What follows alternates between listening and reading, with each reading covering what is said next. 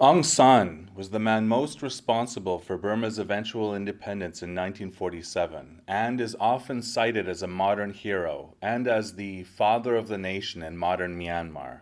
He is still important to contemporary Myanmar because of the cultural impact his example has had on modern Burmese people through Burma's education system and in popular culture.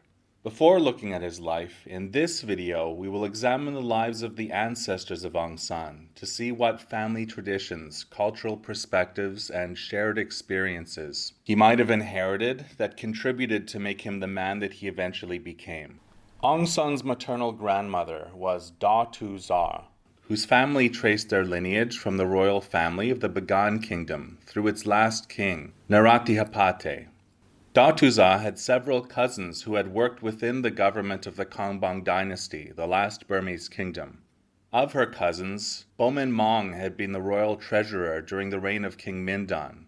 King Mindon awarded Min Maung the title of Mahar Min Cha Min Tin, an honorary title similar to knighthood given to those who are not close relatives of the Burmese royal family. He had a reputation for having a gentle and soft personality. Min Maung had a younger brother, Min Yaung, who had a great impact on Aung San's patriotic outlook. The younger brother was remembered by Daw Thu Zaw as being popular in his hometown for his handsomeness, strength, writing ability, and swordsmanship, which he practiced every day. King Mindon employed him in diplomatic service, and by the reign of Burma's last king, Tiba, he had been appointed to administer the region of Myo Lin, close to the northern side of the Bago mountain range in Upper Burma. After learning of King Tiba's abdication and subsequent exile to Western India following the brief Third Anglo-Burmese War in 1885, Min Yaung became angry and made up his mind to resist the British. Min Yaung began his rebellion by gathering local soldiers from the region that he had governed, taking the name King Shwelayang, or King Golden Moon.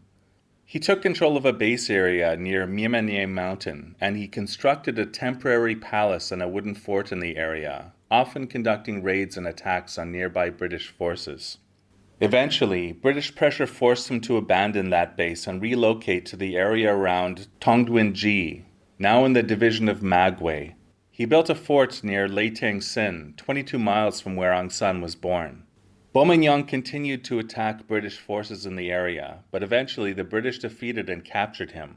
After his capture, the British officer in charge, remembered as Captain Jian Da by Daw Thu Zaw, told him that they would release him and allow him to be the governor of Tongdwin-ji as long as he agreed to stop fighting the British, but Min Yaung refused, saying that he would not give obeisance to foreigners as if they had the authority of the Burmese royal family.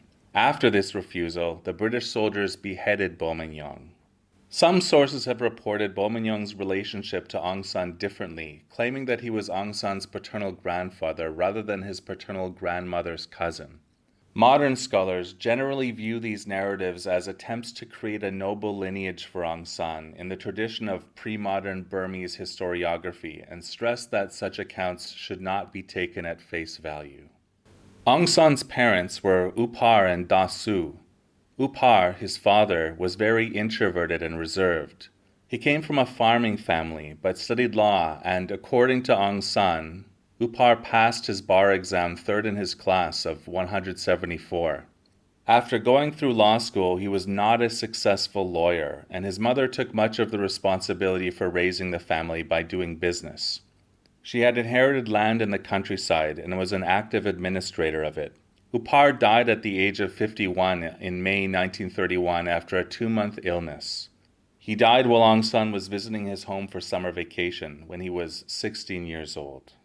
Books on Aung San's life often avoid talking about the ancestry of both his paternal and maternal grandfathers, especially if they were written in Myanmar, since these ancestors of Aung San may not have been Bamar.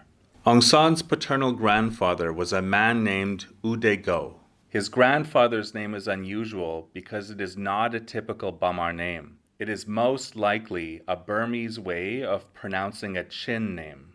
The area where Aung San was born was an area where many Chin Buddhists had settled, and it wouldn't have been unusual at the time for Chin and Bamar people in the area to marry. I was able to interview someone who was the granddaughter of a parliamentary speaker in the 1950s when U Nu was prime minister. Her father had seen pictures of Aung San's father and claimed that Aung San's father looked Chin, though pictures of U Dae Ko are not publicly available today.